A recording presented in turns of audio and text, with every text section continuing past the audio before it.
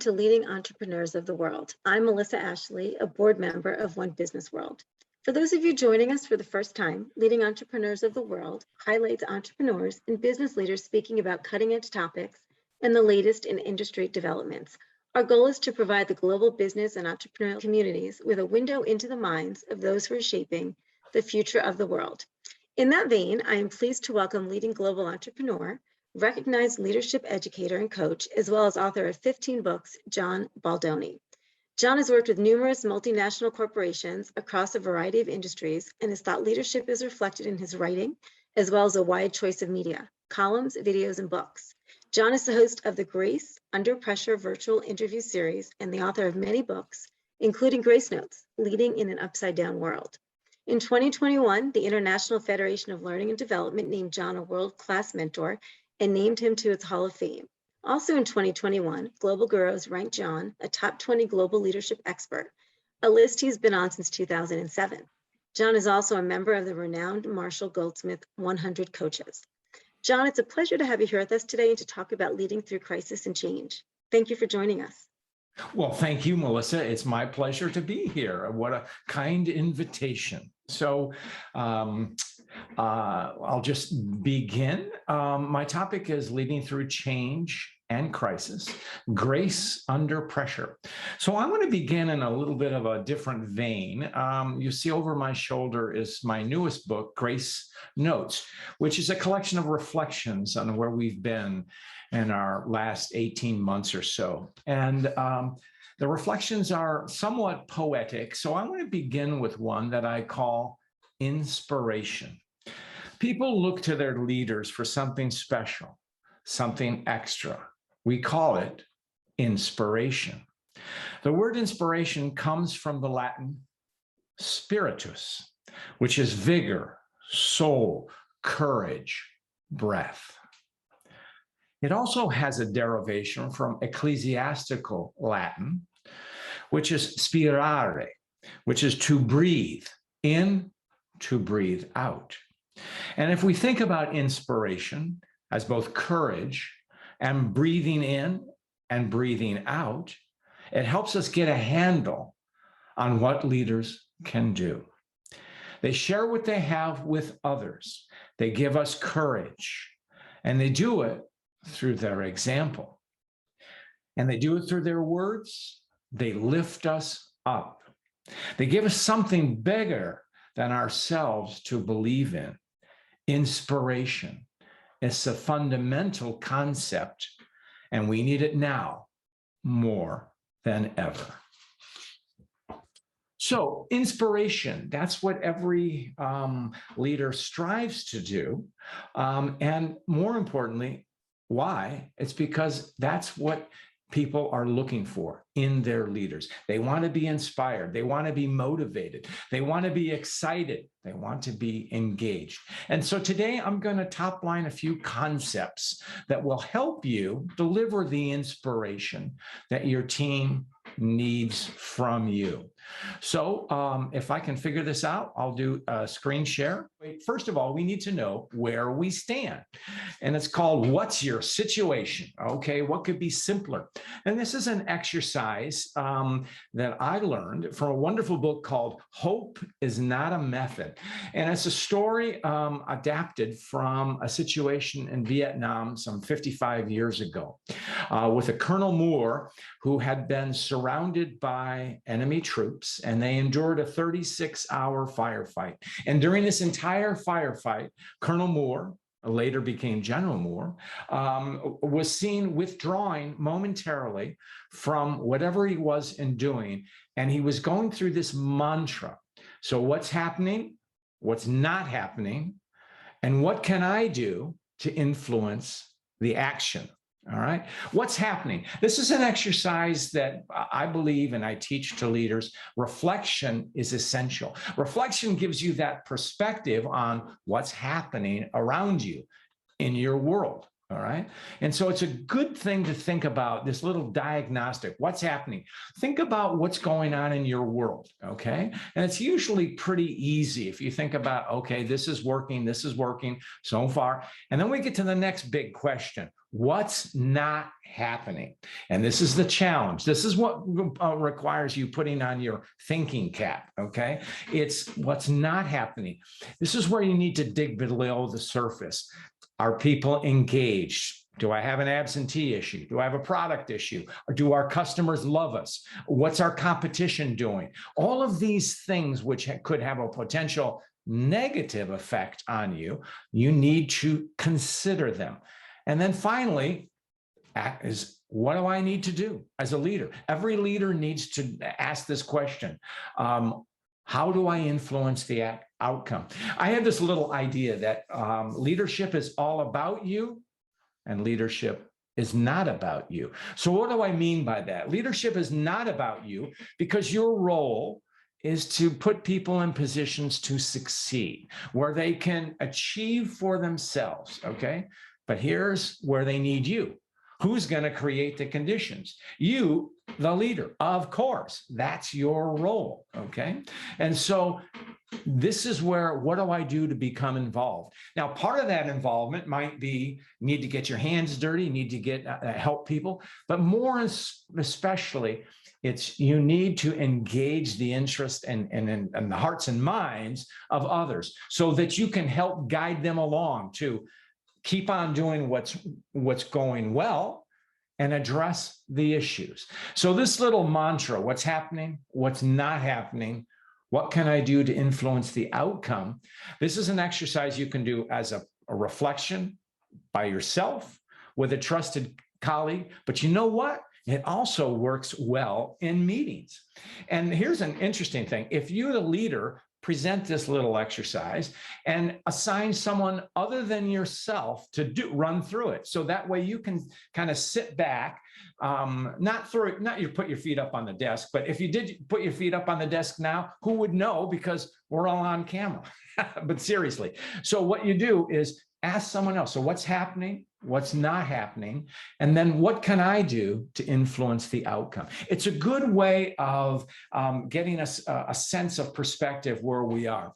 And, you know, I know you've all heard the word mindfulness, and the dimension of mindfulness from a leadership standpoint is not often explored. And that's mindfulness is the sense of presence, of being there for your team. That's good. But part of it from a standpoint of what's going on around us. Military would use the term a sit rep, situation report. So this little exercise is a way for you to develop your own awareness and focus your mindfulness, your sense of presence on the moment. So I wanted to present this as we go into leading with crisis. Great. Critical to the concept of leading in crisis is you got to keep it together, okay? And I've had the beauty of, or the opportunity in the last year or so or more of interviewing more than 100 leaders. And we talk a lot about resilience. And something I learned about resilience is that it can be learned and it can be taught. And that's the interesting thing. So the way we traditionally learn resilience is to get knocked down and then we get back up again, okay? But let's think about this. Let's walk through the process of resilience. And in this, as you'll see from my infographic here, I'm borrowing from the lessons of a colleague, Dr. Sharon Melnick. And she talks about self-regulation. And that's the idea of not always being on, okay? Sometimes you have to be off. And that's always a challenge for leaders because let's be honest, leaders are always on stage, okay? They're always being watched. especially now in our world of 24/7 and smartphones and everything. If you don't think you're on camera, you probably are. So I'm being a little facetious there, but people are always looking at you as the leader. They're looking for you for guidance, okay? And so turning things off is hard, but it's absolutely necessary. So when a crisis strikes, what do? Okay? Think back. You're stronger than you think you are. Why? Because you've been here before. Now, you may not have experienced this crisis, but you've experienced adversity. You've been knocked down and you've gotten up again. You know, there's a Japanese proverb, which I think in a way is adapted from our own but from the Bible, which says, fall down 7 times, get up 8. So in other words, we will be knocked down, but we're going to keep on going. Here's the point about being turned off.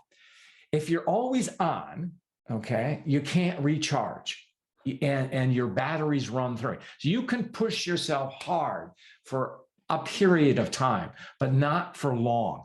And doing it too long, it leads to burnout. And when burnout happens, you can no longer function effectively. Psychologists say it's kind of like being drunk. There's no high, but a task that would maybe take you 15 minutes takes an hour. A task that takes an hour takes you 3 hours. And so you're tired. You just can't keep going. You need to shut down. How do you shut down?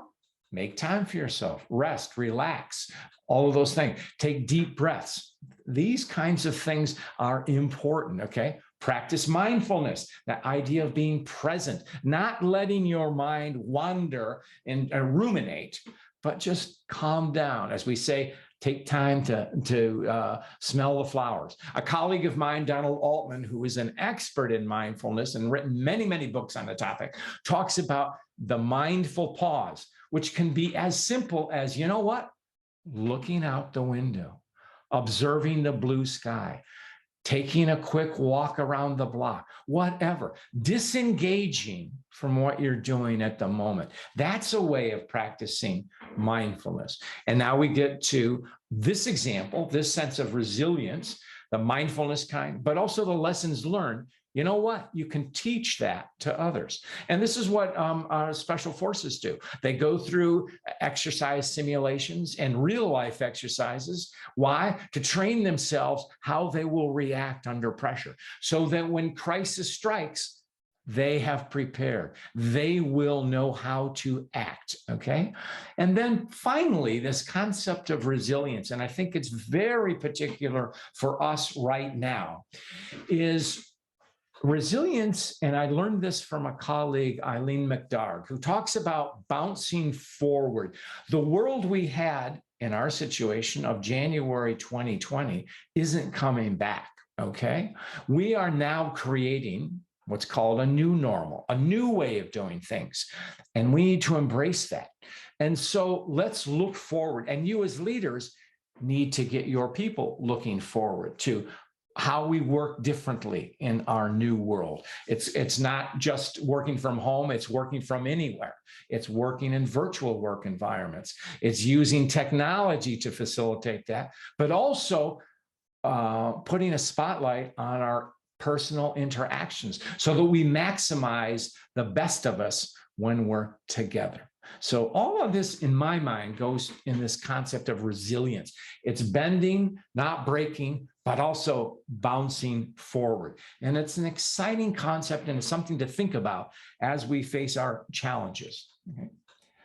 Okay. Related to the first concept about taking stock of where you are, it's make time to think. Now, it's almost trite to say that, but how many people do you know in your daily life who actually take time to think? Well, I don't know how many do. And there's an old story, and it may be made up, but it kind of captures the lesson. And it was from Henry Ford, who basically helped put the world on wheels and also pioneered mass manufacturing. And Mr. Ford was always obsessed with efficiency. Of course, that's the secret to building mass production. Okay, but there was one day when there was a gentleman, or one of the consultants. Of course, it had to be a consultant because no one else in the organization would tell him. Came up to him and said, "Mr. Ford, do you know there's a guy in your office down the hall, and he's got his feet up on the desk, and he doesn't look like he's doing anything." And old HF1 looked at him and he goes, "You leave that man alone. He's taught me a lot." And the gentleman he was referring to was, I forgot his last name, but his first name was Spider. How can you forget that first name? Spider. Anyway, and Spider was an old tinkerer, not unlike Henry Ford, a mechanic by training. And the two of them had helped pioneer some certain technical innovations related to the internal combustion engine and many other things.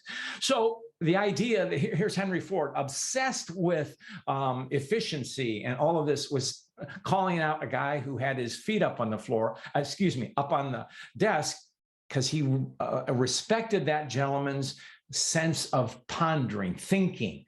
And so we need to take time to think. So how do we take time to think? Well, you make it a priority. Think about where you want to go. What do you want to lead? Who do you want to lead? How will you address the challenges of the day? So these are kind of thought problems to think about. Toss these questions out. You can do it personally. You can do it with a trusted colleague. Again, you can do it in a team meeting.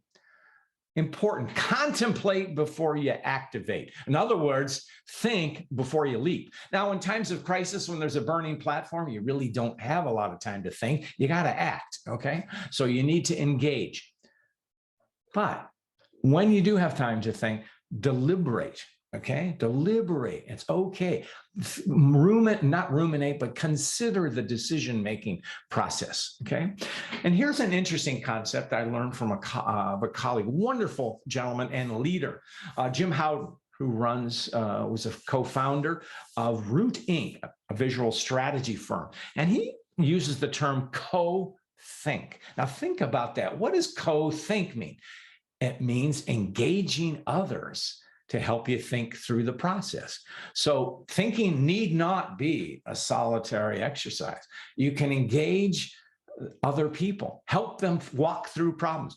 You can do this in a kind of a brainstorming, team meeting, exercise, whatever. But what it is when you co-think, what you're saying is, I, as the leader, don't have all the answers. And that's a good thing, okay? Because I need you to help me develop those answers. I need you to help me co-think, integrate thinking into your conversations as well as how you work. It's a great way to facilitate collaboration, because the heart of collaboration, if you think about it, really is co-thinking. And we take it to the next level.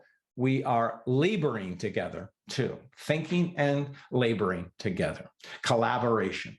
And finally, part of this thinking exercise is what's next. And boy, have we been through a great exercise in what's next. We're living through unprecedented, tempestuous times, economic challenges, the pandemic, social unrest, racial injustice, unsettled political processes. So it's a lot going on. What more can happen? Please, nothing more. But things will happen. Not as catastrophic, of course, as what happened in 2020, but that there's going to be a new competitor, that maybe one of your best employees is going to leave and go to your competitor, or go someplace else and perhaps start his or her own new business, or just retire.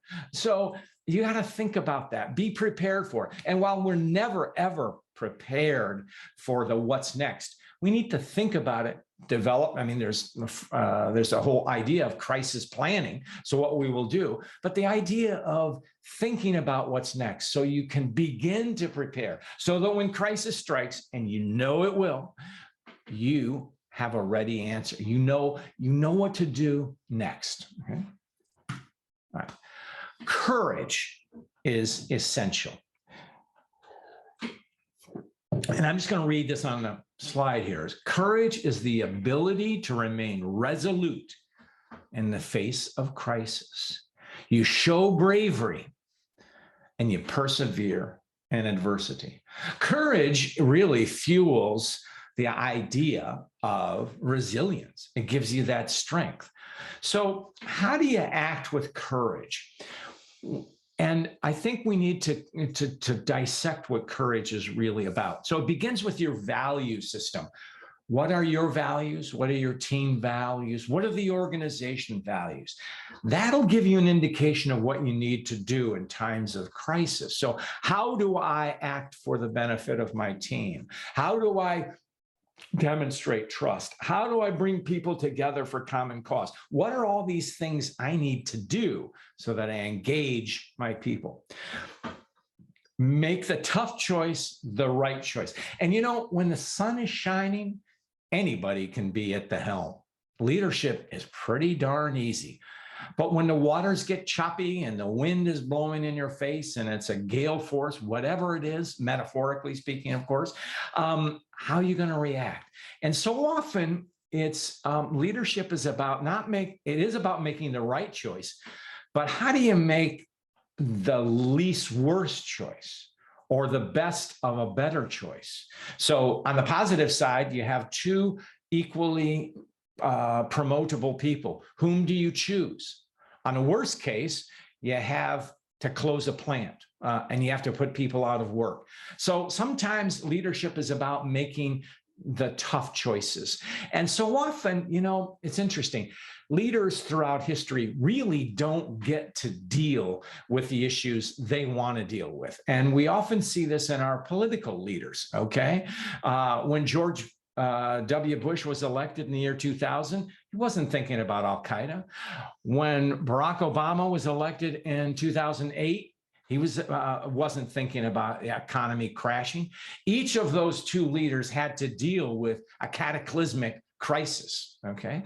And so leaders have to choose with the issue that comes forward. So again, in our business environment, there's always going to be change, okay? If you're promoted in the next role, you didn't know that your budget was going to be slashed, or again, I keep saying this, a new competitor, or your best customer walks away. All of these things are going to happen. I hope they don't happen, but they could happen. So your challenge is, how do I deal with it, okay? How do I make those right choices?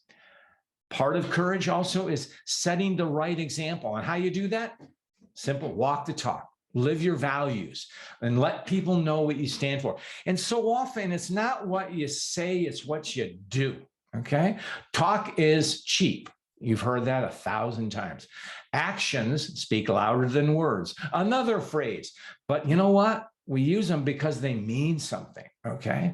And then acting resolutely, acting with strength, acting for the benefit of others with a common cause, with courage. That's how you handle the pressure.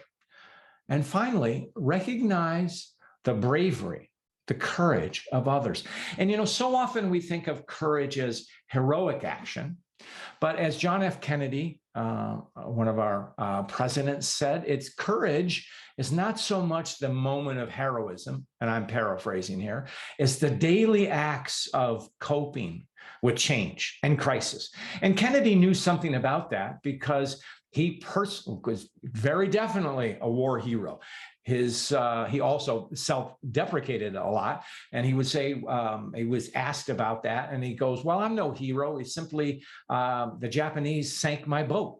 So what he did was, this crew was isolated, of course, and then on this island, and they would hope that help was coming, but they weren't going to be recognized unless they are seen unless they did something about it. So for a few nights in a row, John F. Kennedy swam out into the middle of the channel and waved an anchor. And yeah, there were sharks out there too. So finally they were noticed and recognized. So that was a heroic moment, okay, definitely. But he's also a man who suffered in great pain. That what he suffered in the boat accident exacerbated a chronic back condition. So he was in pain for most of his life, most of his adult life, if not. So he talked about the coping. And I think all of us have that something in ourselves, we're fighting our inner demons or challenges in our lives or whatever, show bravery.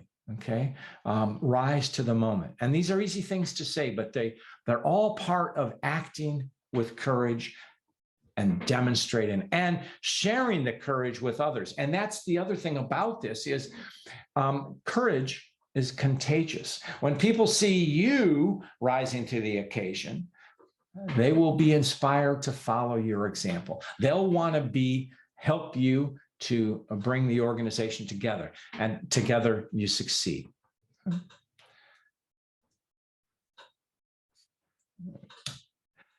And we're coming to our final slide.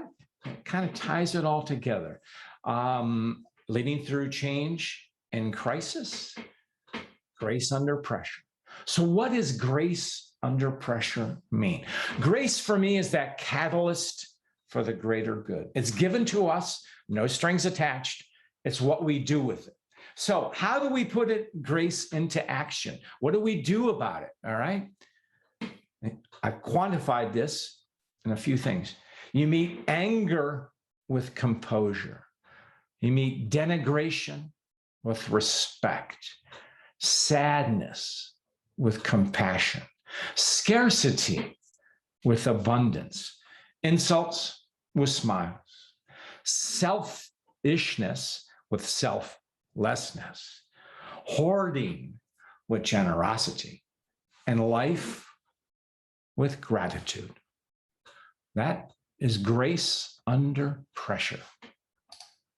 And that's the end of my formal presentation, but I want to end with one more little poem, if I might, and it iterates the concept of courage, which is what your followers are looking for. We see examples of courage all around us, people putting themselves at risk to help us. You show courage by standing up for your people, by advocating for their needs, by supporting them. You become their champion. You extol their deeds. You honor their sacrifice. You commend their fortitude. Courage is critical now more than ever. Thank you. That was a beautiful way to end, John. Thank you. I thought the Grace Under Pressure was going to be your ending poem, and then you came out with courage as well. Really a lot of very, dare I say, inspirational things for us to think about when it comes to first assessing the situation, making sure that we maintain our resiliency, taking that time to think, really paying attention and thinking about what it means to show courage. I mean, all of it is just a great roadmap. I wonder if there are any leaders out there right now that you could point to that have done a good job of almost embodying some of the ideals that you've brought forth today. It might be helpful for our audience to be able to look to them and learn more. It's a very good question. And I think there are a great many of them. But what I want to call out is everyday leaders. What do I mean by an everyday leader? A school principal, a police chief, a pastor, a community leader, a volunteer, a healthcare worker. Definitely have we seen that, men and women who are putting themselves on the line to make life better for us and how they do it. And it's also people who show daily moments of grace. And I had just an example the other day. I was and I went in to get an immunization at my local CVS, and they were sort of crowded, but not too. And the pharmacist, who was overworked, sort of looked at me and she said, "I'll sneak you in." And she did. And she didn't have to, but that's that quiet moment of grace. She was showing me respect, and she didn't know me, but it's that she's showing me kindness. And that's the kind of thing I see. It's people who are acting for the benefit of others. And we see it a lot in our world with our first responders. And again, our healthcare workers who are on the front lines, that we see that a lot. No, it's a great answer. It also makes it seem like it's so much more attainable for the average person like me to be able to lead by example in that respect. So that's really useful. So John Baldoni, thank you again. Super inspirational, really useful presentation, and we really appreciate your being part of the Leading Entrepreneurs of the World series, and we look forward to having you join us again soon. Melissa, it has been a joy, and I thank you.